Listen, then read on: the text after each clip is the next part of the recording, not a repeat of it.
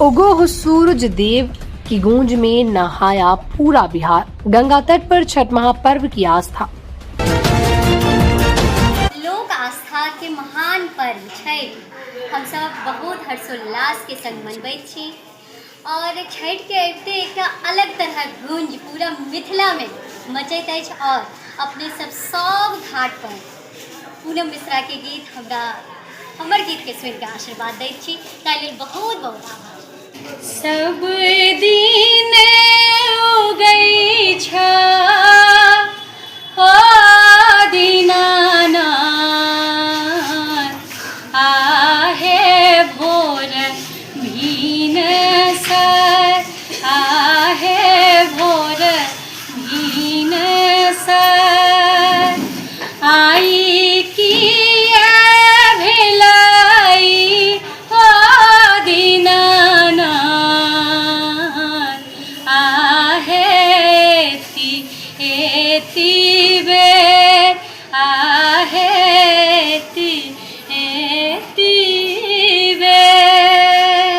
अनुशासन और पवित्रता का अनुपम संगम। 4 दिनों तक चलने वाली लोक आस्था का महापर्व छठ मंगलवार की सुबह उदयमान सूर्य को अर्घ्य अर्पण के साथ हर्षोल्लास, भक्ति और भावनाओं की लहर में संपन्न हुआ। ये दृश्य केवल एक पूजा नहीं था बल्कि बिहार की परंपरा, आस्था और सामाजिक एकता का जीवंत उत्सव था। गंगा, कोसी और छोटी नदियों के तटों पर उमड़ी श्रद्धालुओं की भीड़ ने दिखा दिया कि सूर्य उपासना का ये पर्व केवल एक धार्मिक कर्मकांड नहीं बल्कि आत्म शुद्धि और लोक संस्कार का गहरा प्रतीक है। गंगा घाट पर उमड़ा जन सैलाब, जयकारों से गूंज उठा आकाश। सोमवार की संध्या जैसे ही अस्ताचलगामी सूर्य ने अपनी सुनहरी किरणें गंगा जल पर बिखेरी, घाटों पर हजारों दीपों की रोशनी झिलमिलाने लगी। महिलाएं लाल पीली साड़ियों में सिर पर डाला लिए जल में खड़ी थी, हाथों में नारियल, ठेकुआ और गंगा जल से भरी अर्घ की थालियां। छठी मैया की जय और उगो हो सूरज देव जैसे गीतों के स्वर ने पूरा वातावरण भक्ति से भर दिया। अगवानी घाट, सीढ़ी घाट, कुल्हाड़िया, मानसी और गोगरी क्षेत्र के कृत्रिम घाटों पर लोगों का जनसैलाब उमड़ा। नदी किनारे बना हर घाट दीपमालाओं से सजा था। बच्चे, बुजुर्ग, स्त्री, पुरुष सभी श्रद्धा में डूबे दिखे। 4 दिनों की तपस्या, नहाय खाए से उदयमान सूर्य तक। पहले दिन नहाय खाए से शुरू हुआ ये पर्व दूसरे दिन खरना की पवित्रता के साथ आगे बढ़ा। तीसरे दिन शाम को अस्ताचलगामी सूर्य को पहला अर्घ्य दिया गया और चौथे दिन भोर में जब सूर्य की पहली किरण जल पर पड़ी तो श्रद्धालुओं ने मिलकर सामूहिक रूप से जय छठी मैया का उद्घोष किया। व्रतियों ने दूध और गंगा जल से अर्घ्य अर्पित कर परिवार की सुख समृद्धि, आरोग्य और दीर्घायु की कामना की।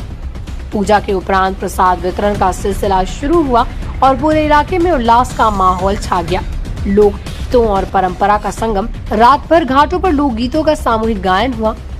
केलवा के पात पर उगेलन सूरज देव, पाहिले पहल छठी मैया जैसे पारंपरिक गीतों ने वातावरण को भक्तिमय बना दिया। महिलाओं ने जागरण करते हुए छठी मैया की महिमा का बखान किया। गाँव में गीत, भजन और लोक नृत्य का दौर चलता रहा। हर घर में आस्था, हर मोहल्ले में श्रद्धा। जहाँ नदियाँ दूर थी वहाँ लोगों ने अस्थायी जलाशय बनाकर सूर्य उपासना की।